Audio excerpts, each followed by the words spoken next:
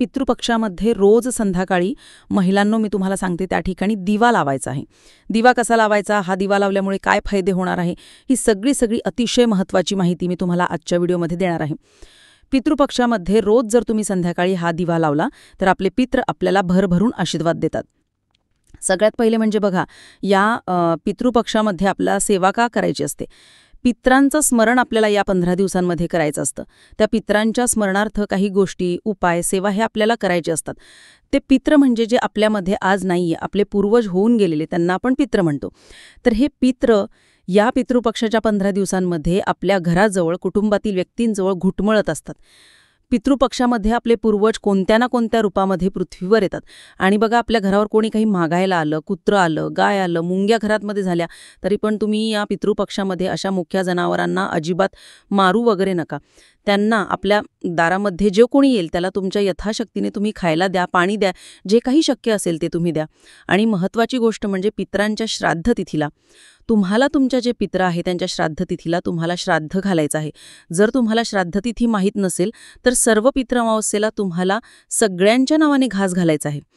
पितृदोषातून मुक्ती करण्यासाठी हे दिवस जे आहे ना, पितृपक्षाचे खूप महत्त्वाचे आहे.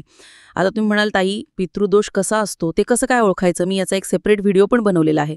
या दिवसांमध्ये किंवा नेहमीच बघा, तुम्हाला काही अनुभवत असतील, घरामध्ये उगाचच विनाकारण काहीतरी कटकटी होत असतील, भांडणं होत असतील, मुलं चिडचिडपणा करत असतील, अभ्यासामध्ये प्रगती न होत नसेल, नोकरीमध्ये काही समस्या असतील, मूलबाळ होणं, तुमचा बिझनेस आहे त्याच्यामध्ये काहीतरी तुम्हाला नेहमी प्रॉब्लेम येणं, अशा या सर्वसामान्य ज्या अडचणी आपल्या आयुष्यामध्ये येत असतात, तर कुठे ना कुठे याला पितृदोष जो आहे तर तो कारणीभूत असतो. तर आपल्याकडून काही चुका होऊन जातात. आपले पूर्वज आहेत ते त्यांच्यामुळे आज आपण आहे. आणि आपण त्यांना जेव्हा सुखतक येतं वगैरे तेव्हा आपण विसरून जातो त्यांना, की त्यांच्यामुळे असं झालं. आपल्याला फक्त ते बघा, ते आपल्यामध्ये आज नाहीये. त्यांना आपल्याला फक्त काय करायचं असतं, त्यांच्या स्मरणार्थ आपल्याला काही उपाय करायचे असतात, दिवा अगरबत्ती लावायची असते, त्यांच्या अमुक एक तिथीला काही आपल्याला सेवा करायची असते, त्यांचे आशीर्वाद आपल्याला प्राप्त करून घ्यायचे असतात. मी बघा खूपदा बऱ्याचशा व्हिडिओमध्ये बोललेली आहे, एक वेळ देव नाराज झाले तर त्यांना मनवणं खूप सोपं असतं. देव तरी आपल्याला माफ करतील, पण पितृ जर एकदा नाराज झाले ना तर त्यांना मनवणं, त्यांची नाराजी दूर करणं हे खूप अवघड आहे.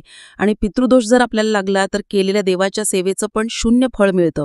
देवांची सेवा आपल्याला कामी येत नाही, कुठल्याही कामात यश मिळत नाही, मूलबाळ होण्यासाठी प्रॉब्लेम, मुलांच्या प्रगतीमध्ये प्रॉब्लेम, पैसा येतो टिकत नाही, अशी खूप खूप खूप अडचणी येतात.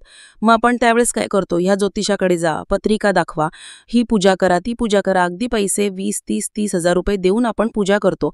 पण बघा, जर पित्रच नाराज असतील ना तर याचा काही अर्थ नाहीये. म्हणून तुम्हाला या दिवसांमध्ये काही उपाय करायचे आहेत, त्यांचा आशीर्वाद प्राप्त करून घेण्यासाठी आपल्याला अगदी सोपे उपाय करायचे आहेत, जेणेकरून, आणि प्रत्येकाच्या डोक्यावर पितृदोष असतो बरं का. तुम्ही म्हणाल की ताई आता ह्या ज्या अडचणी आहे या, हे बघा, माणसं आले म्हणजे घरामध्ये या अडचणी असतातच, भांडणं असतात वगैरे, कारण सगळ्या माणसांचे स्वभाव वेगवेगळे असतात. पण त्या घरामध्ये असं पण नको की सारखं दर दिवसाला उठून काहीतरी चालू आहे. याच्यामुळे त्या घराची कधीही प्रगती होत नाही. आणि प्रत्येकाला थोडाफार पितृदोष असतो, कमी जास्त प्रमाणामध्ये असतो. पण मग आपण जर असे सोपे उपाय जर केले ना या काळामध्ये तर त्याचा आपल्याला खूप फायदा होतो. तर बघा, आपण दिवा लावत असतो, कुठल्याही शुभकामाची सुरुवात आपण दिवा लावून करत असतो. प्रत्येक पूजा जी आहे तर ती दिव्याशिवाय पूर्ण होत नाही, ती दिव्याशिवाय अपूर्ण असते. आणि प्रज्वलित दिव्यामुळे त्या घरामध्ये सकारात्मक वातावरण निर्माण होतं. त्या दिव्याच्या उजेडाने नकारात्मकता, अंधार, वाईट गोष्टी निघून जातात आणि आपल्या आयुष्यामध्ये प्रकाश येत असतो. तर त्यामुळे देवतासुद्धा प्रसन्न होतात आणि पितृसुद्धा प्रसन्न होतात. तर येत्या आता 18 सप्टेंबरला म्हणजे जवळपास उद्यापासूनच पितृपक्ष सुरू होतोय.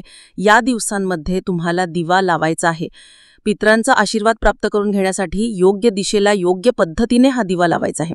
आता बघा, हा दिवा तुम्हाला जमल्यास रोज लावा. पितृपक्ष 18 तारखेपासून, उद्यापासून सुरू होतोय, तर जवळपास 2 ऑक्टोबरला सर्व पितृ अमावस्या आहे. त्या दिवसांपर्यंत तुम्हाला हा दिवा लावायचा आहे. रोज लावला अतिउत्तम, नाही तुम्हाला जमत आहे पण जमेल तेव्हा, आठवेल तेव्हा, आणि संध्याकाळीच हा दिवा लावायचा असतो. शक्यतो संध्याकाळी 6 नंतर तुम्ही 7, 8, फार तर फार 9 वाजेपर्यंत लावू शकता. कळालं? स्त्री पुरुष कोणीही हा उपाय करू शकतं. स्त्रीला मासिक धर्म आहे, घरातल्या पुरुषांनी मुलांनी केले तरी सुद्धा चालेल. असं काही नाही की फक्त स्माईलांनीच करायचंय. त्याच्यानंतर दिवा तुम्ही कणकेचा घेऊ शकता. फक्त बघा, कणकेचा म्हणजे आपण गव्हाचं पिठाचा, त्याच्यामध्ये मीठ टाकायचं नाहीये. कणकेचा दिवा लावा, स्टीलचा लावा, पितळाचा लावा, चालेल, कोणताही दिवा लावा, पण नक्की लावा. या दिव्यामध्ये तुम्हाला जमल्यास शक्यतो मोहरीचं तेलच टाकायचं आहे.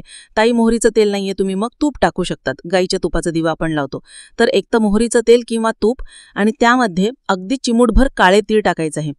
बघा, या दिवसांमध्ये पितरांना आपण जे पण काही दान करतो, पितरांसंबंधित जे काही उपाय करतो, तर त्यामध्ये तिळांचा वापर केला जातो.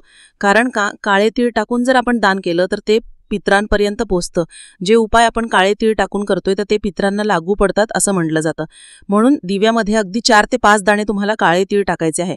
आणि दिव्याच्या खाली तुम्हाला बघा आंब्याचं पान, विड्याचं पान किंवा तुम्ही एखादी वाटी अक्षदा असं काहीतरी तुम्हाला दिव्याखाली ठेवायचं आहे. तर हा दिवा तुम्हाला तुमच्या घराच्या दक्षिण दिशेला लावायचा आहे.